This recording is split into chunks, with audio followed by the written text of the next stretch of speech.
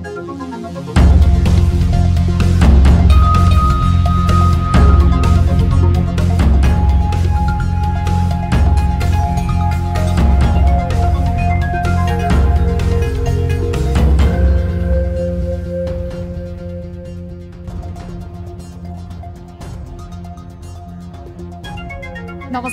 यो news 24 television prime time न्यूजमा स्वागत छ।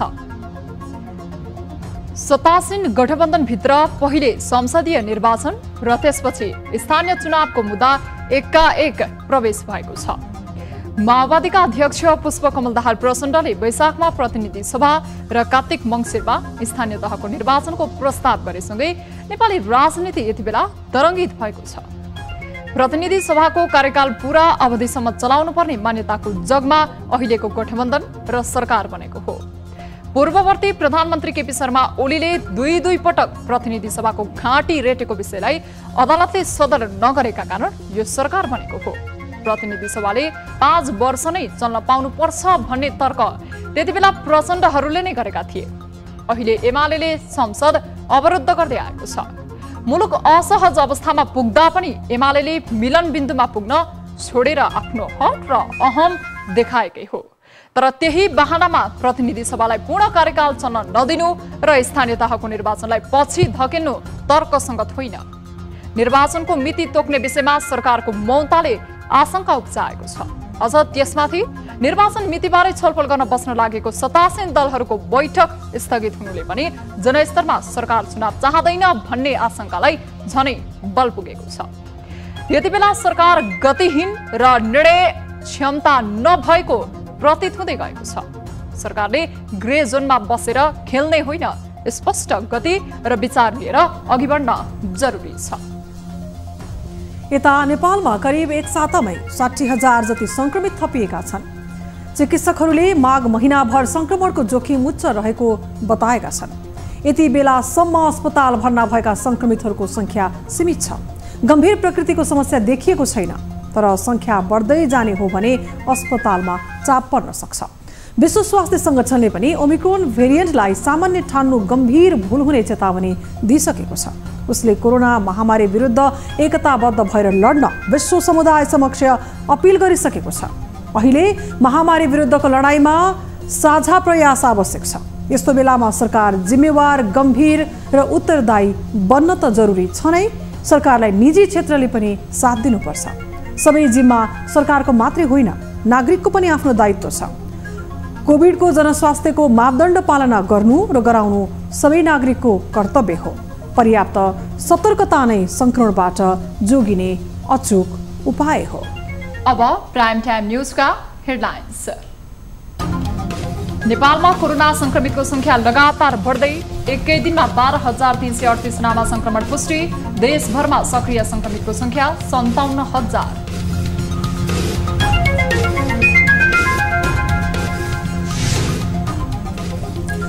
कोरोनाबाट मुलुकका सबै क्षेत्र प्रभावित। सिंहदरबारदेखि बालुवाटारसम्म संक्रमित। मन्त्री, नेता र कर्मचारीहरूलाई कोभिड पोजिटिभ। जनसरोकारका कार्यालयहरूमा नै सेवा कटौती। स्थानीय तहको निर्वाचनबारे अन्यल। निर्वाचनबारे छलफल गर्ने भनिएको सत्तासीन दलहरूको उच्च स्तरीय समितिको बैठक स्थगित। प्रतिनिधि सभापछि स्थानीय गर्ने प्रस्तावले सरकारप्रति शंका बढ्यो। गम्भीर छ र समयमै स्थानीय निर्वाचन सम्पन्न गर्छ। पुँजीगत खर्च 10% गरेको सुदूरपश्चिम सरकार। सुविधा भोगी बन्दै साधारण खर्चतर्फको बजेट नपुगेर धमाधम थपिँदै इन्धन तथा भत्ता लगायतमा तोकिए भन्दा बढी खर्च। अल्पमा पढेका हुन्, त्यसले सन्तोषजनक काम देखिएको छैन। र रारा गोल्ड कपको उद्घाटन खेलमा एपीएफ विजयी। आयोजक सहारा क्लब 2-0 गोल अन्तरले पराजित।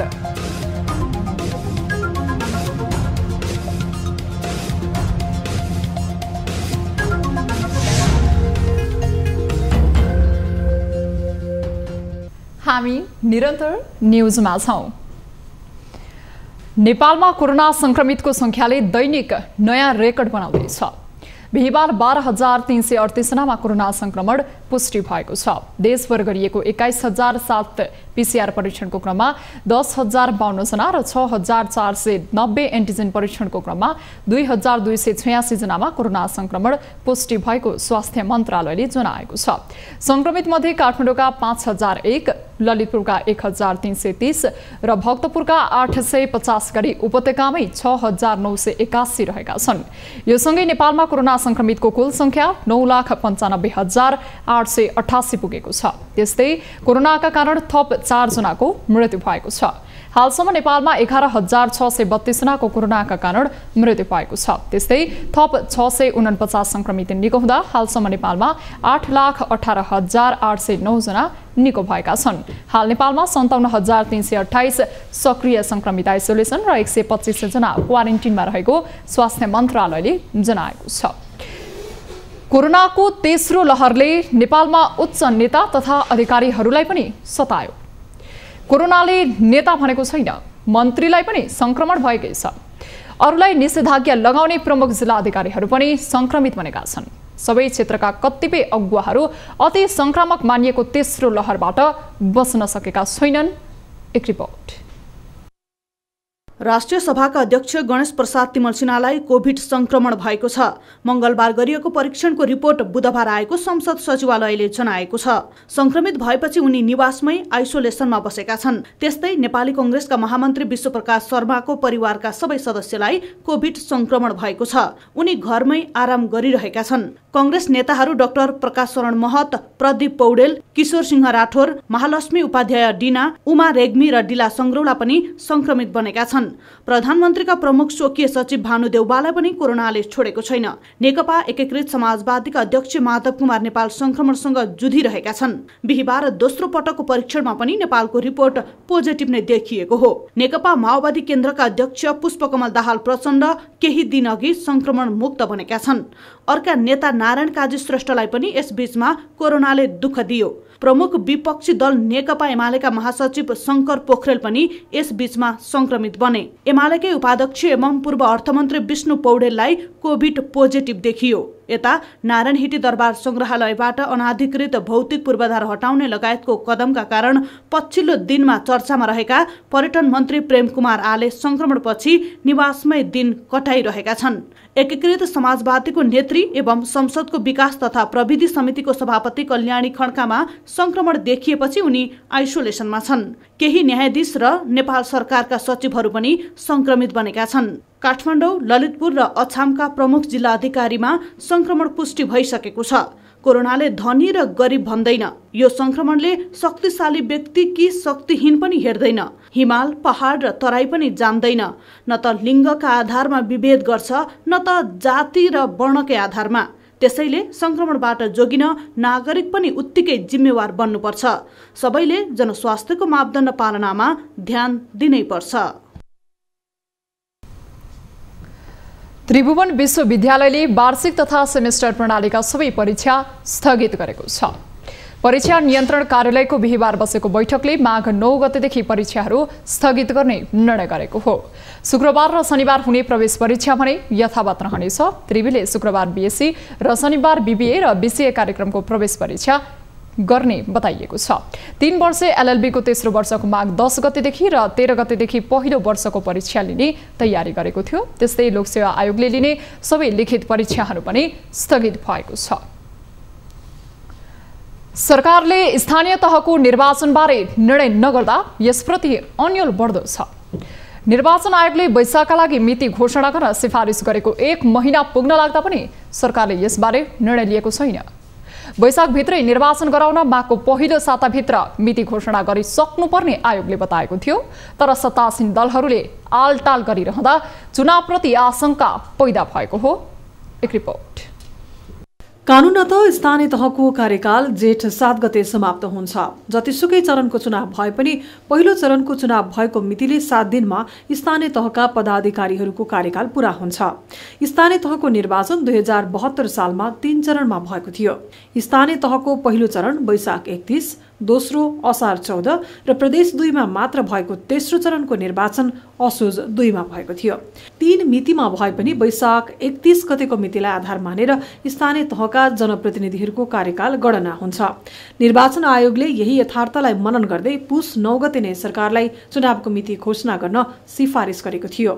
आयोगले जेठ 7 गतेदेखि स्थानीय निकाय जनप्रतिनिधि विहीन हुने भन्दै एकै चरणमा चुनाव गराउने भए आगामी वैशाख 20 देखि 22 भित्रको मिति तोक्न भनेको थियो। सँगसँगै आयोगले 2 चरणमा गराउने भए पहिलो चरण वैशाखको 12 देखि 14 भित्र तोक्न र 2 चरण बीचको अन्तर 7 दिन राख्न सिफारिस गरेको थियो।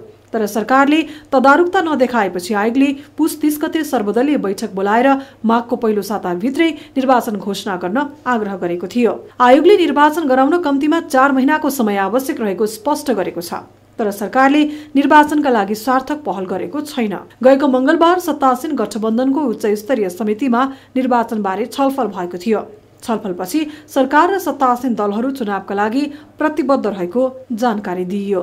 फेरि निर्वाचन आयोगसँग परामर्श भएर हामीले संविधानले तोकेकै समयमा हामी निर्वाचन स्थानीय निर्वाचन सम्पन्न गरेर संघीयतालाई अझ मजबुत बनाउँदै र स्थानीय तहले जो स्थानीय सरकार छ यसले जनतालाई अरू प्रभावकारी रूपमा सेवा सुविधा पुर्याउने कुरामा सरकार चाहिँ गम्भीर छ र समयमै स्थानीय निर्वाचन सम्पन्न गराउँछ। यसबीचमा बुधबार नेकपा माओवादी केन्द्रका अध्यक्ष पुष्पकमल दाहाल प्रचण्डले वैशाखमा प्रतिनिधि सभा र कार्तिक मङ्सिरमा स्थानीय तहको निर्वाचन गराउने प्रस्ताव गरेसँगै निर्वाचन बारेको आशंकामा मलजल मिलेको छ।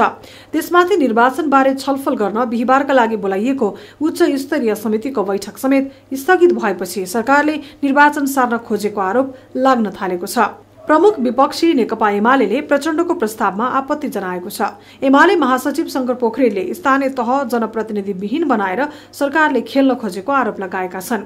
उनले विगतमा पूरा कार्यकाल प्रतिनिधि सभा नभए प्रतिगमन भन्नेले अहिले स्थानीय तहभन्दा अगाडि संसदीय चुनाव किन भनेको भनेर कटाक्ष समेत गरेका छन्। यता सत्तासीन कांग्रेसकै नेताहरूले समेत प्रचण्डको प्रस्तावको विपक्षमा प्रतिक्रिया दिएका छन्।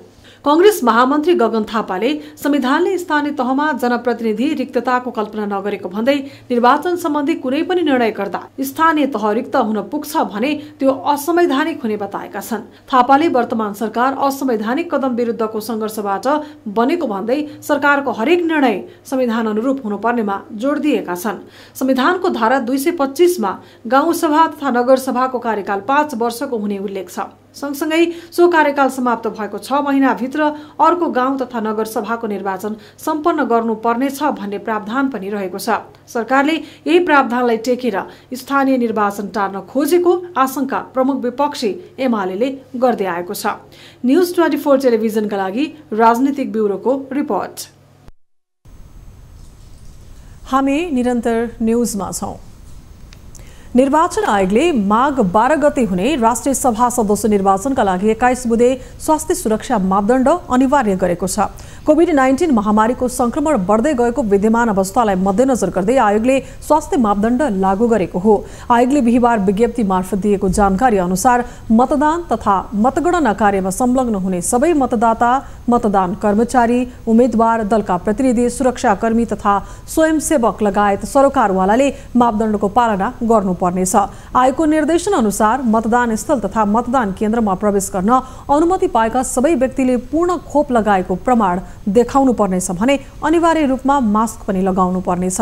मतदान स्थल तथा मतदान केन्द्रमा प्रवेश गर्नु अघि अनिवार्य रूपमा साबुन पानीले हात धुने र सेनिटाइजर प्रयोग गर्ने व्यवस्था समेत गर्न आयोगले निर्देशन दिएको छ। यस्तै मतदान स्थलमा तापक्रम मापन गर्ने थर्मल गन र आवश्यक स्वास्थ्य सामग्री सहित 2 जना स्वास्थ्य कर्मी रहेको हेल्थ डेस्कको व्यवस्था गर्न समेत आयोगले निर्देशन दिएको छ। भौतिक दूरी कायम गर्ने, अनावश्यक भीडभाड हुन नदिने, मतदान स्थलमा अनिवार्य रूपमा आवश्यक उपकरण सहितको 1 एम्बुलेन्सको व्यवस्था गर्न पनि निर्देशन दिएको छ। यस्तै संक्रमित मतदातालाई छुट्टै लाइनको व्यवस्था गर्न पनि आयोगले निर्देशन दिएको छ। आसन्न राष्ट्रिय सभा सदस्य निर्वाचनका लागि मध्य प्रदेशमा नेकपा एमाले र लोकतान्त्रिक समाजवादी पार्टी लोसपा बीच गठबन्धन भएको छ।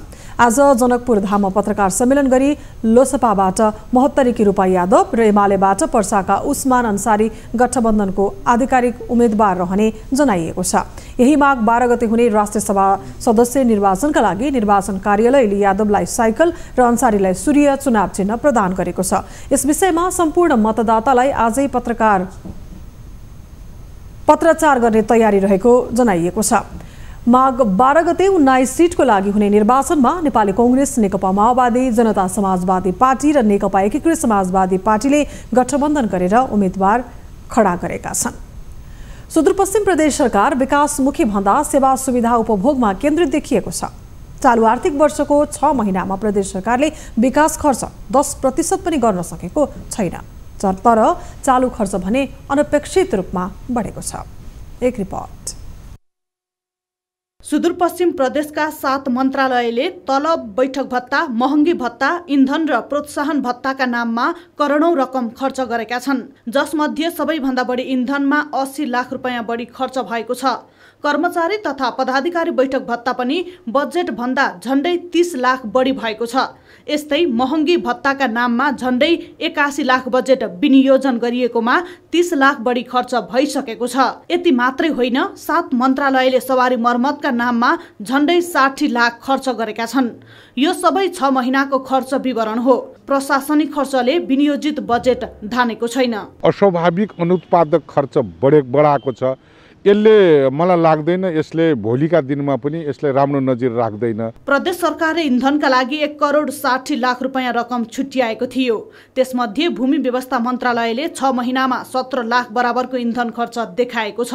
अतिरिक्त सुविधा उपभोग गर्नेमा अग्रस्थानमा रहेको भूमि व्यवस्था मन्त्रालय विकास बजेट खर्चमा भने निकै पछि परेको देखिन्छ।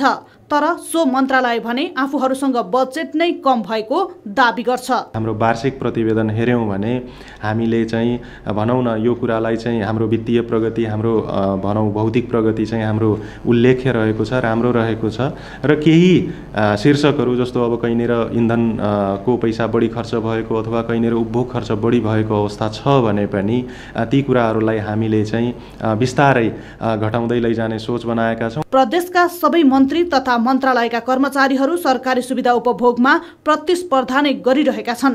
तर विकास बजेट खर्चमा भने कर्मचारी र कानुन अभावको कारण देखाउँदै पन्छिने गरेका छन्। प्रदेश सरकारले आर्थिक वर्षको 6 महिना बितिसक्दा समेत ठूला योजना ठेक्का लगाउन सकेको छैन।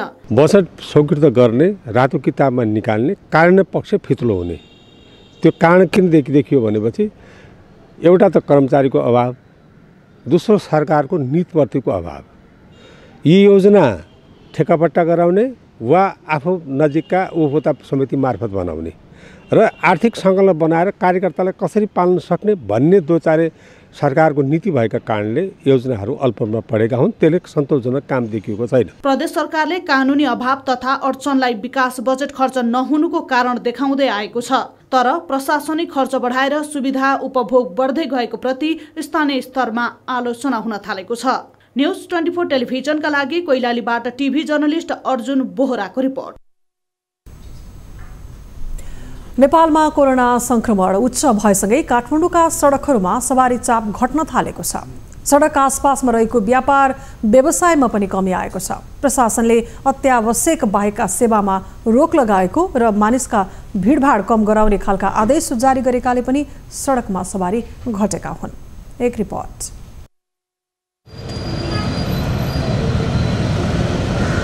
यो राजधानीको व्यस्त रत्नपार्क क्षेत्र हो। यहाँ सदैव सवारी जाम सरहको दृश्य देखिन्छ।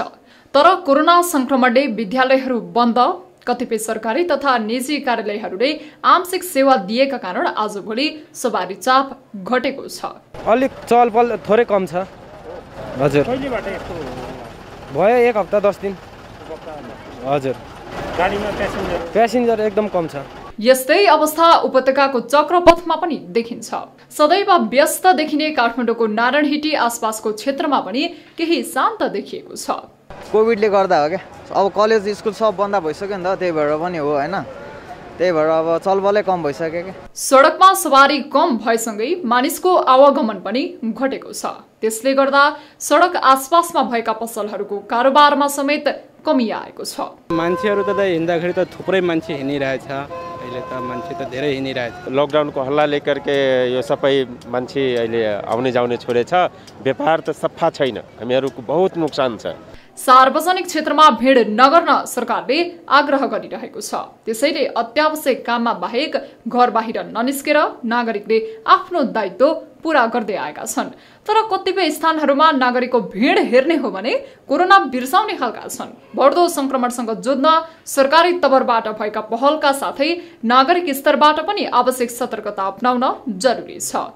न्यूज 24 टेलिभिजनका लागि क्यामेरामा मदन सापकोटाका साथमा बिजनेस ब्युरोको रिपोर्ट। न्यूजहरू अझै बाँकी छन्। अब पालो लाइफ बोय हात धुने ब्रेकको।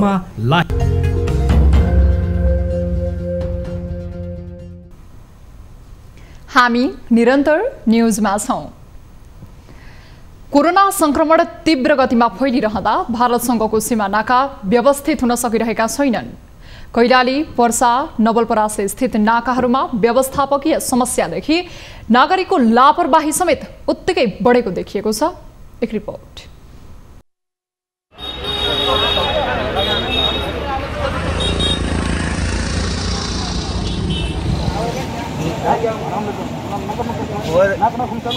कैलालीको गौरीफन्टा नाकाबाट दैनिक 1000 नेपाली नागरिक भारतबाट फर्किरहेका छन्। नाकामा एन्टिजेन परीक्षण अनिवार्य गरिएको छ।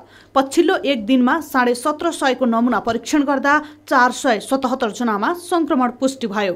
यस नाकाबाट नेपाल छिर्नेमा संक्रमणको दर उच्च देखिएको छ। सुदूरपश्चिमका 9 जिल्ला मध्ये सबैभन्दा बढी सक्रिय संक्रमित कैलालीमा छन्। रेड जोनमा परेको कैलालीमा संक्रमण अझै फैलने भन्दै स्वास्थ्य मापदण्ड पालना गर्न प्रशासनले आग्रह गरेको छ। उता नवलपरासीमा पर्ने महेशपुर ठुटीवारीमा स्थापना गरिएको हेल्थ डेस्क प्रभावकारी हुन सकेको छैन। बजार तथा किनमेलका निम्ति नाकाबाट दैनिक हजारौंको संख्यामा बिना मास्क सर्वसाधारणहरूको आवत जावत हुने गरेको छ। सीमा नाकामा राखिएको डेस्कमा जाँच गर्ने व्यवस्थामा कडाई हुन सकेको छैन।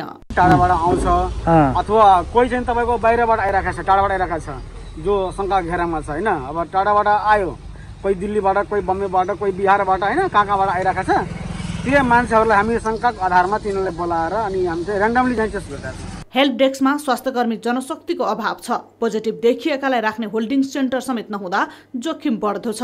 बच्चे के है उसके हिसाब से रहे के है, खान पान सब कुछ करे है।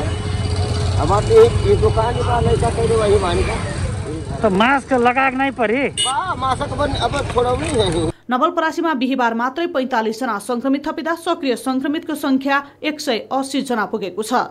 यसैगरी भारतसँगको प्रमुख नाका वीरगञ्जमा कोरोना परीक्षणको दायरा बढ्न सकेको छैन। दैनिक 5000 सम्म मानिस आवत जावत गर्ने वीरगञ्ज नाकामा स्थापित हेल्थ डेस्कले 500 मानिसको मात्रै कोरोना परीक्षण गर्ने गरेको छ। नाकामा अहिले गरिएको परीक्षणमा संक्रमण दर पनि बढ्दै गएको छ। आउने जाने मान्छे खुल्ला नाका हो, कति भन्दा कति जान्छ मान्छेहरू, 5000 पनि मान्छे आउने जाने छ। हामी चेक 500 सम्मलाई मात्रै गर्न सकेको छौँ। किनकि त्यो 500 गर्न पनि हामीलाई गाह्रै परेको छ। मान्छे यहाँको मान्छेहरू बुझ्ने पनि छैनन्, रोकी पनि दिँदैन। जबरजस्ती गएर रोक्न खोजे पनि हामीलाई नै फिट्नमा जिस्काउँछन्। अघिल्ला 2 लहरमा कोरोनाको हटस्पट बनेको थियो वीरगञ्ज। अहिले पनि पर्सामा संक्रमण बढ्दै गएको छ। वीरगञ्जमा मात्रै दैनिक 150 जनासम्म संक्रमित बन्ने गरेका छन्। गम्भीर प्रकृतिका बिरामी 10 जना मात्रै भए पनि जोखिमबाट बच्न सबैले सावधानी अपनाउन स्थानीय प्रशासनको आग्रह छ। न्यूज 24 टेलिभिजनका लागि टिभी जर्नलिस्ट पर्साबाट हरिशंकर शर्मा, नवलपरासीबाट नारायण सुवेदी र कैलालीबाट अर्जुन बोहराले पठाएको रिपोर्ट। प्लाइवुडको व्यापार गर्ने उद्योग तथा व्यवसायीहरूले कारोबारका क्रममा 2 प्रकारका बेलबेजक प्रयोग गरी सरकारलाई राजस्व छली गरेको तथ्य बाहिर आए लगतै राजस्वले छापा मारेको छ। राजस्वले भगवती लेमिनेट्स नेपा प्लाईको कार्यालयमा राजस्व अनुसन्धान विभागले छापा मारेको हो। राजस्वले प्लाइवुड कम्पनीहरूको कारोबारमाथि अनुसन्धान गर्न सबै कागजात नियन्त्रणमा लिएको छ। भगवती उद्योगको आरोप पुष्टि भए 10 करोडसम्म जरिवाना एवं 5 वर्षसम्मको कैद हुने प्रावधान रहेको छ। एक रिपोर्ट। अधिकांश प्लाइवुड उद्यमी तथा व्यवसायीले दुई प्रकारको बिल प्रयोग गरी कारोबार गरेको भेटिएपछि राजस्वले प्लाइवुड उद्योगहरूमा छापा मारेको हो। कर छलीका लागि व्यवसायीले कच्चा र पक्का बिलको नामबाट कारोबार गरिरहेको भेटिएको भन्दै राजस्वले प्लाइवुड उद्योगहरूलाई कारबाहीको दायरामा ल्याएको छ। अधिकांश प्लाइवुड उद्योगहरूले वास्तविक कारोबारका लागि पक्का बिल र भ्याटको लागि कच्चा बिलको प्रयोग गर्ने गरेको खुलासा भएको हो। प्लाइवुड उद्योग सञ्चालक तथा व्यवसायीहरूले राज्यलाई बुझाउनु पर्ने कर तथा बिल बिजक समेत लुकाएको भेटिएपछि राजस्व अनुसन्धान विभागले अनुसन्धान सुरु गरेको हो। पहिलो चरणमा विभागले झापाको मेची नगर 10 मा रहेको भगवती लेमिनेट्सको केन्द्रीय कार्यालयमा छापा मारेको छ। यस क्रममा फेला परेका राजस्व छली सम्बन्धी सबै कागजात नियन्त्रणमा लिएको हो। भगवती लेमिनेट्सले मौला कालिका प्लाईका नाममा मङ्सिर 3 गते भ्याट नम्बर 304 उल्लेख गरी सामान ढुवानी गरेको थियो। भगवती लेमिनेट्सले प्लाइवुड व्यापारबाट करोडौंको राजस्व ठगी गरेको समेत देखिएको राजस्व अनुसन्धान विभागले जनाएको छ। भगवती लेमिनेट्सले काठमाडौँको बुढा नीलकण्ठ स्थित मौला कालिका डिलर्सलाई कच्चा बिल र पक्का गरी 2 थरी बिल जारी गरेको भेटिएको थियो।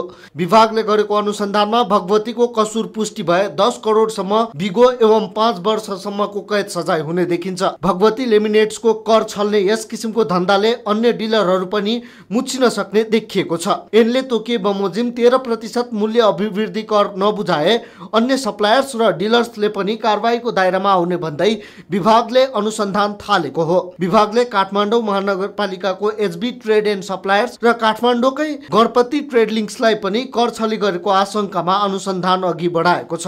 प्लाइवुड उद्योग विक्रेता तथा डिलर्सहरूको कारोबारबाट राज्यले समेत करोडौंको राजस्व गुमाइरहेको छ। प्लाइवुड उद्योग तथा व्यवसायीहरूले प्रत्यक्ष तथा अप्रत्यक्ष रूपमा कर छली गर्ने गरेको तथ्य खुलेपछि राजस्व अनुसन्धानका निकायहरू ढिलै भए पनि जुरमुराएका हुन्। सयौंको संख्यामा रहेको प्लाइवुड डिपो तथा सप्लायर्सहरूले राज्यलाई बुझाउनु पर्ने भ्याट तथा आयकर छली गर्दा पनि नियामक निकायहरू निष्क्रिय रहँदा राज्यले पाउनु पर्ने राजस्व गुमेको छ। कर छली गरेका प्लाइवुड उद्यमी तथा डिलर्सहरू राजस्वको अनुसन्धान पछि सम्पर्क बाहिर रहेका छन्। न्यूज 24 टेलिभिजनका लागि बिजनेस ब्युरोको रिपोर्ट। अब हेल्थ न्यूज।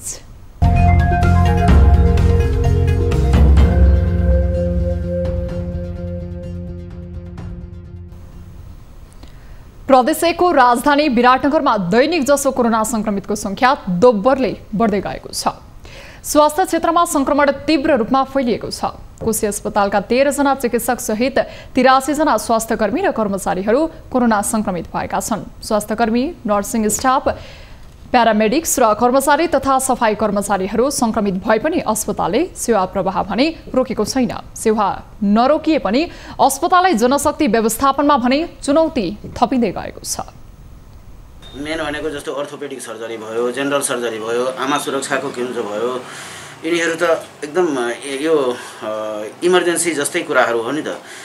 त्यसैले यो अहिले कुनैलाई पनि हामीले के हुन्छ कट अफ गरेको छैन। कोशी अस्पतालले आमा सुरक्षा कार्यक्रमलाई प्रभावित हुन नदिन कोरोना संक्रमित आमाहरूका लागि छुट्टै कोठा व्यवस्था गरेर प्रसुति सेवा सञ्चालन गर्न थालेको छ। कोशी अस्पतालमा स्वास्थ्यकर्मी, नर्सिङ स्टाफ, प्यारामेडिक्स कर्मचारी र सफाई कर्मचारीहरू गरी करिब 550 जना कार्यरत रहेका छन्। अब बिजनेस न्यूज।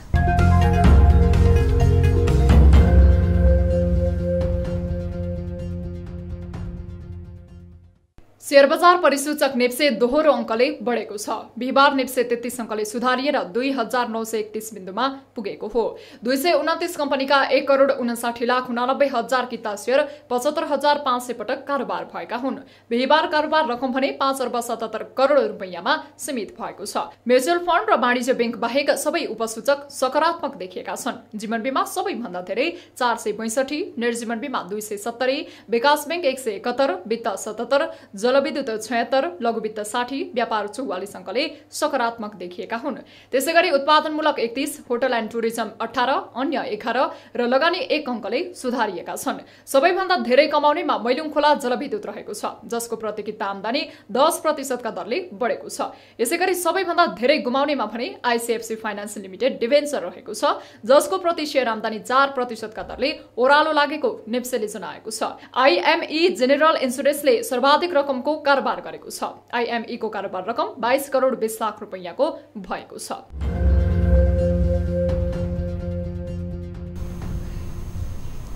हामी निरन्तर न्युजमा छौं। अब स्पोर्ट्स न्युज।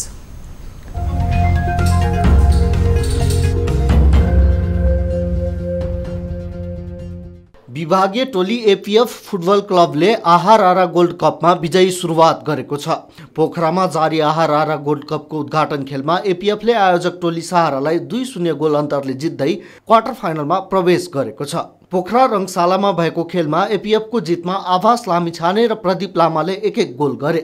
एपीएफले पहिलो र दोस्रो हाफमा 1-1 गोल गर्यो। खेलको 14औं मिनेटमा एपीएफले खेलमा अग्रता बनायो। उसका लागि आभास लामिछानेले गोल गर्न सफल भए।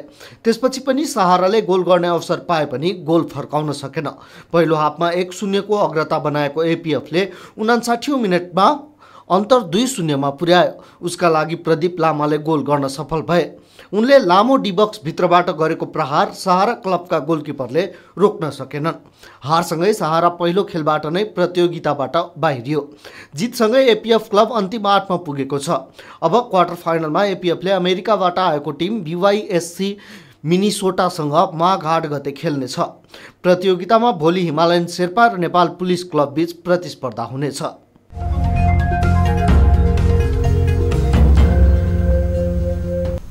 अब एउटा रोचक प्रसङ्ग।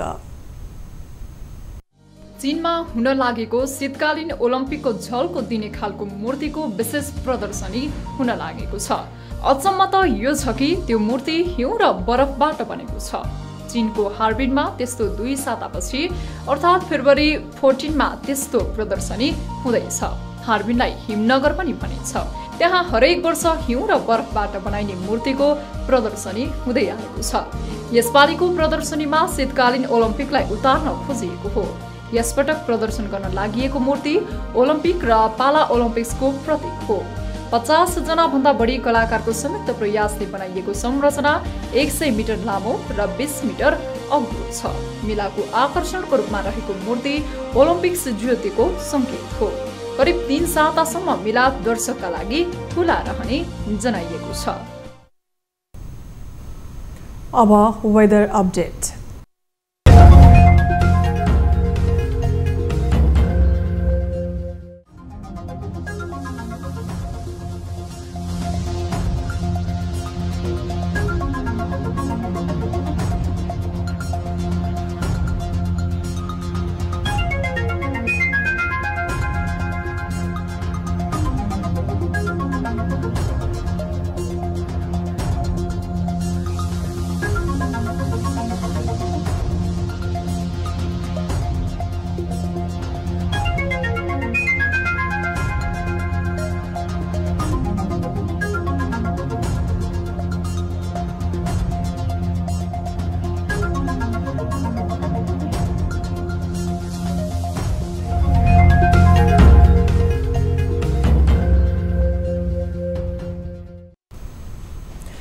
अब प्राइम टाइम न्यूज सकिनु अघि अहिलेसम्मका हेडलाइन्स पुनः एकपटक।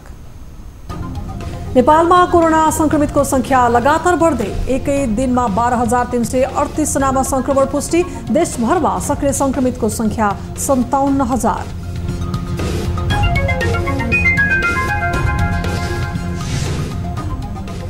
कोरोनाबाट मुलुकका सबै क्षेत्र प्रभावित।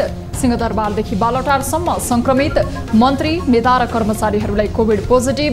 जनसरोकारका कार्यालयहरूमा नै सेवा कटौती।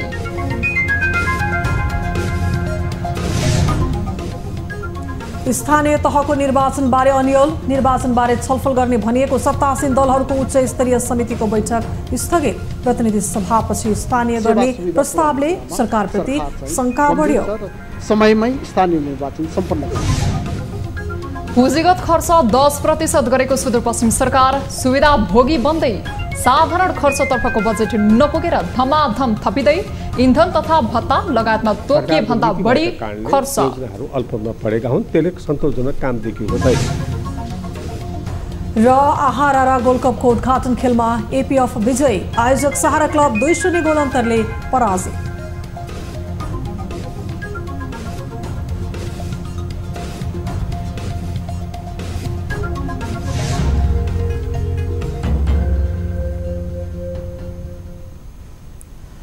प्राइम टाइम न्यूज अहिलेलाई यति नै। ताली र गालीका लागि हामीले सोधेको प्रश्नको अन्तिम नतिजा यसपछि प्रसारण हुने कार्यक्रम सीधा कुरा जनतासँगमा हेर्न सक्नुहुनेछ। थप न्यूजका लागि हाम्रो वेबसाइट www.news24nepal.com हेर्नुहोला। साथै हामीलाई फेसबुक, ट्विटर र युट्युबमा पनि फलो गर्न सक्नुहुनेछ। यस्तै मोबाइल, भाइबर र इमेलबाट 24 हेल्प डेस्कमा कुनै समस्या या गुनासो भए सम्पर्क गर्न सक्नुहुनेछ। हामी निरन्तर न्यूजमा छौं। नमस्ते।